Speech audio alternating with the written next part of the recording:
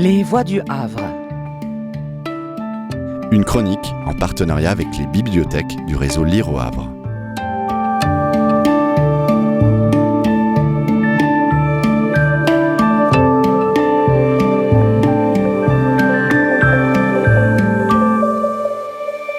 Je vais vous lire des extraits de La Traversière d'Albertine Sarrazin aux éditions Livre de Poche.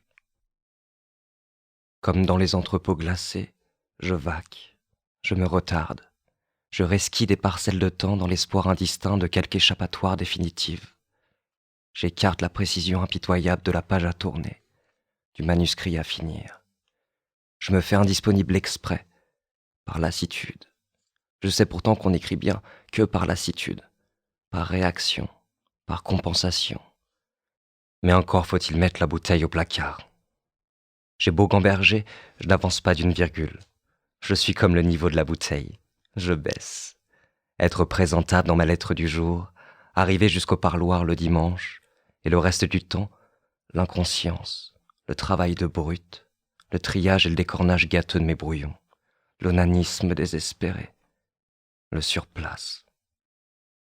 Dans les couloirs, au réfectoire, le matin, à midi, je m'expose bien droite, nimbée de pure vanille. Je paie d'avance ma rentrée du soir, beaucoup moins digne. Quelques verres de trop dans le nez, ça me rend épidermique et pleurarde comme une vierge chatouillée. Je regagne ma double chambre, attention, le sourire sobre à la concierge qui frime, mine de rien derrière son rideau. Attention aux rencontres de couloirs, la laine, la démarche. Vite, je me boucle, j'expédie les rangements, je remonte le réveil. J'ai envie de le jeter par la fenêtre, le réveil. Je fais la lettre à Lou. Puis, lentement, irrésistiblement, je me mets à tourner autour du pot, autour de la bouteille dissimulée au fond de mon grand sac. Je la sors, je la dépose au centre de mon décor. Je la cache, je la coche. Je la regarderai seulement, c'est juré. Il n'avait pas prévu ce vice-là, mon adoptif. Peut-être parce que c'était le seul qu'il aurait pu absoudre. Et pour cause.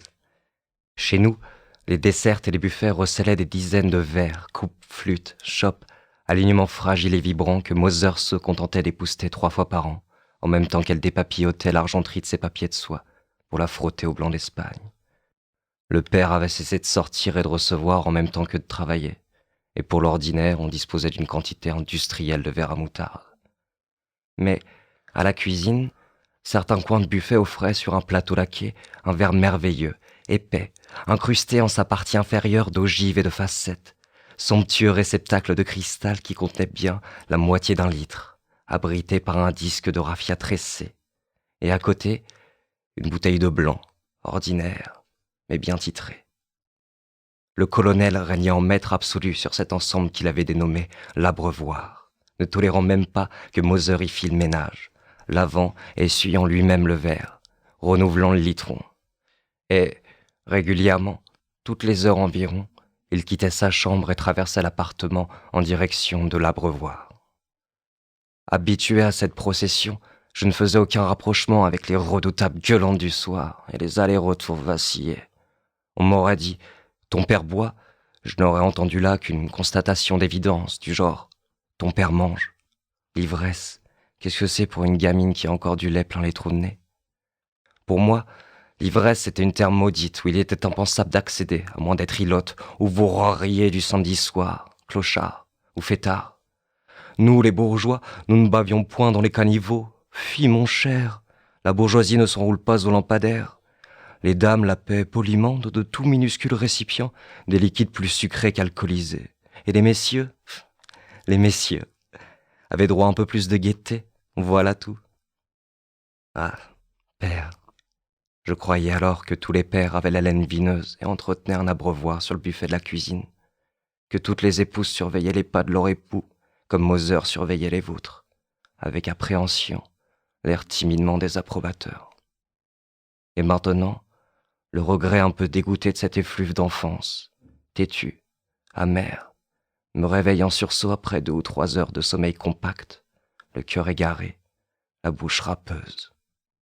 Papa, vieil enfant au biberon doré, la terre qui vous a bu, Est-ce que vous aviez picolé le jour des assises? Était-ce pour cela que vous ne teniez pas debout? Ou bien étiez-vous saoul, comme moi j'étais saoul d'horreur? Est-ce qu'on boit de bons coups en purgatoire? Est-ce que je peux venir? Père, en cela au moins j'aurais été votre fille. J'aurais hérité de votre soif. Je vous ai lu des extraits de La Traversière d'Albertine Sarrazin aux éditions Livre de Poche. C'était Les Voix du Havre. Une chronique en partenariat avec les bibliothèques du réseau Lire au Havre.